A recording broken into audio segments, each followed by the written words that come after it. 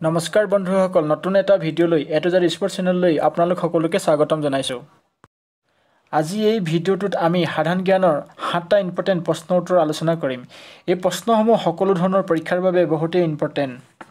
এই প্ৰশ্নসমূহ APSC, Assam police, ABUPSI, APDCL, TET, পঞ্চায়তৰ দৰে অসম চৰকাৰৰ সকলো ধৰণৰ চাকৰি পৰীক্ষাবোৰত আপোনালোকৰ সহায় হ'ব। গতিকে আপোনালোকে ভিডিওটো প্ৰথমৰ পৰা শেষলৈকে চাব।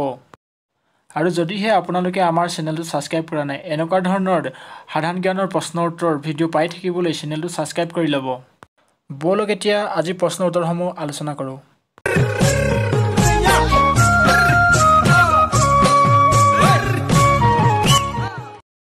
আজি প্ৰথম প্ৰশ্নটো হৈছে মৌৰ্য বংশৰ প্ৰতিষ্ঠাতা কোন? অপশ্যন এত আছে অশোক, বি বিন্দুখা, সি চন্দ্ৰগুপ্ত, ডি এত নহয়। বন্ধুসকল ইয়াৰ শুদ্ধ উত্তৰ হৈছে চন্দ্ৰগুপ্ত। মৌৰ্য বংশৰ প্ৰতিষ্ঠাতা চন্দ্ৰগুপ্ত। ইয়াৰ পিছৰ প্ৰশ্নটো হৈছে বৃদ্ধ বয়সত মানুহৰ হাড় কিয় বা কিহৰ অভাৱত দুৰ্বল হৈ পৰে? অপশ্যন এ আইৰনৰ অভাৱত, অপশ্যন বি লোৰ অভাৱত, অপশ্যন চি কেলছিয়ামৰ অভাৱত, অপশ্যন ডি ওপৰৰ এটাও নহয়। বন্ধুসকল ইয়াৰ শুদ্ধ উত্তৰটো হৈছে অপশ্যন চি কেলছিয়ামৰ অভাৱত। বৃদ্ধ বয়সত মানুহৰ হাড় কেলছিয়ামৰ অভাৱত বহুত দুৰ্বল হৈ পৰে। বন্ধুসকল ইয়াৰ পিছৰ প্ৰশ্নটো হৈছে কোনখন দেশত পোনপ্ৰথমে কাগজ আৱিষ্কাৰ কৰিছিল? Option A America, option B Bharat, option C New Zealand, option D চীন। বন্ধুসকল ইয়াৰ শুদ্ধ উত্তৰ হৈছে অপশ্যন ডি চীন। চীন দেশত পোনপ্ৰথমে কাগজ আৱিষ্কাৰ কৰিছিল। বলক আমি এতিয়া ইয়াৰ পিছৰ প্ৰশ্নটো আলোচনা কৰোঁ।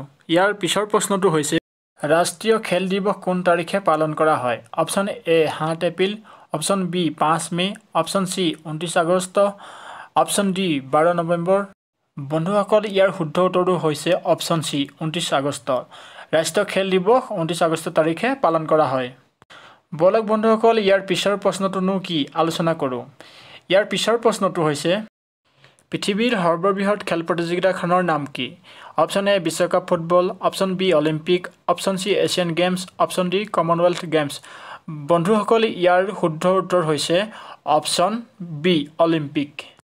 বন্ধুসকল আপোনালোকে নিশ্চয় জানিবলৈ সক্ষম হৈছে পৃথিৱীৰ সৰ্ববৃহৎ খেল প্ৰতিযোগিতাখনৰ নাম অলিম্পিক। বলক বন্ধুসকল ইয়াৰ পিছৰ প্ৰশ্নটো আলোচনা কৰোঁ। ইয়াৰ পিছৰ প্ৰশ্নটো হৈছে 2024 চনত অলিম্পিক ক'ত অনুষ্ঠিত হ'ব? বন্ধুসকল এই প্ৰশ্নটো বহুতেই ইম্পৰ্টেণ্ট প্ৰশ্ন। এনেকুৱা ধৰণৰ প্ৰশ্ন ভাৰতবৰ্ষৰ সকলো ধৰণৰ পৰীক্ষাত বাৰে বাৰে আহি থাকে। গতিকে এই প্ৰশ্নটো মনত ৰখা আপোনালোকৰ খুবেই প্ৰয়োজন। বলক এতিয়া আমি ইয়াৰ উত্তৰটো আলোচনা কৰোঁ। অপশ্যন এত আছে বেইজিং, অপশ্যন বিত Paris, option C Mumbai, option D দক্ষিণ আফ্ৰিকা। বন্ধুসকল ইয়াৰ শুদ্ধ উত্তৰটো হৈছে অপশ্যন বি পেৰিছ। বন্ধুসকল আপোনালোকে নিশ্চয় বুজি পালে 2024 চনত অলিম্পিক ক'ত অনুষ্ঠিত হ'ব। বলক এতিয়া আমি ইয়াৰ পিছৰ প্ৰশ্নটো বা আজি শেষৰ প্ৰশ্নটো আলোচনা কৰোঁ। ক্ৰিকেট খেলৰ জন্ম কোন দেশত হৈছিল? Option A Pakistan, B America, C Bharat, D England. বন্ধুসকল এই প্ৰশ্নটোৰ উত্তৰ মই আপোনালোকলৈ আগবঢ়াইছোঁ। এই প্ৰশ্নটো শুদ্ধ উত্তৰ আপোনালোকে কমেণ্ট কৰি জনাব। বন্ধুসকল এই প্ৰশ্নটো কোনো নতুন প্ৰশ্ন নহয়। এই প্ৰশ্নটো বহুত পুৰণা প্ৰশ্ন। পুৰণা প্ৰশ্ন হ'লেও ভাৰতবৰ্ষৰ সকলোবিলাক পৰীক্ষাত যি নেকি বাৰে বাৰে আহি থাকে।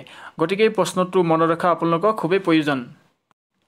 বন্ধুসকল এই ভিডিঅ'টোত মই সাধাৰণ জ্ঞানৰ 7টা চিম্পুল প্ৰশ্ন উত্তৰ আগবঢ়ালোঁ। তাৰ আগৰ ভিডিঅ'টোতো মই সাধাৰণ জ্ঞানৰ 5টা চিম্পুল প্ৰশ্ন উত্তৰ আগবঢ়াইছিলোঁ। যদিহে আপোনালোকে মোৰ আগৰ ভিডিঅ'টো চোৱা নাই ডিছক্ৰিপশ্যনত লিংক দিয়া আছে, ডিছক্ৰিপশ্যনত গৈ আগৰ ভিডিঅ'টো চাব পাৰিব।